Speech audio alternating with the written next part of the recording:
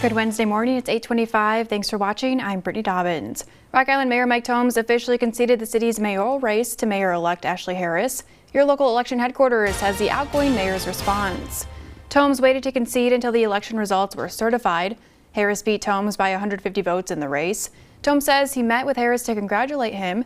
He thanked the people of Rock Island, saying, quote, "As I finish my tenure as mayor, I am immensely proud of the everlasting change we have brought to our city and look forward to continuing to support Rock Island's progress however I can," end quote. Tomes has been Rock Island's mayor for 8 years now. Ashley Harris will be sworn in May 12th. Senator Dick Durbin of Illinois is on the fence about whether he will run for re-election. Durbin's seat will be on the ballot next year.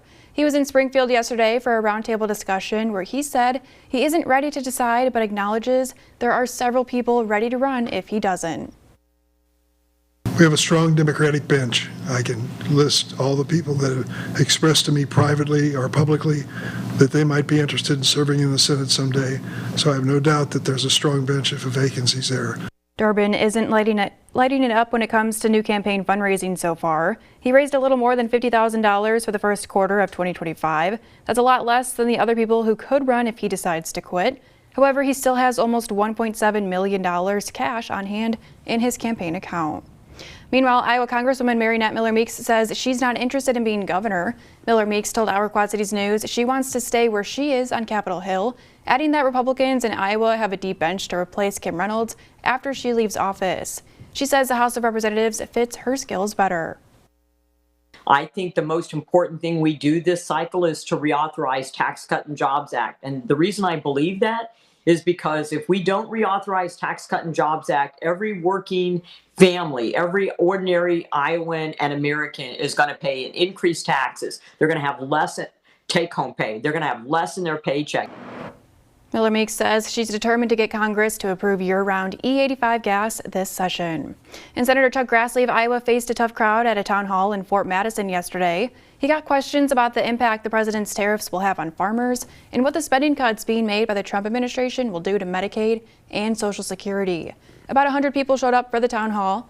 Grassley co-sponsored a bill that would give Congress the authority to approve the president's tariffs. And that's a look at your local news. Now here's Mariah with your local pinpoint forecast. Well, good morning. 8:27 into a beautiful day around our region. Nice clear blue skies are staying in our Wednesday forecast. However, as we look ahead to your Thursday, this is what we are setting up. We do have a setup for strong to severe storms that are possible through the afternoon. Right now, we're mostly concerned about isolated chances of these storms here. The shaded area is under a marginal risk. Once you're getting closer to our Quad Cities, we are under a slight risk, which means we just have some better ingredients here that could lead to some heavy downpours, some larger size hail, and some pretty gusty winds through the region.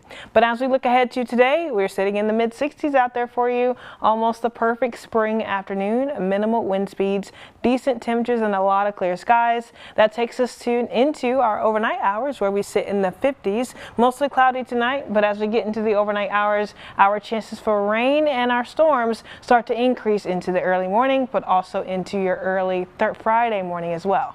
All right, important stay up to date. Thanks, Mariah, and thanks for watching. For news anytime, anywhere, just go to ourquadcities.com.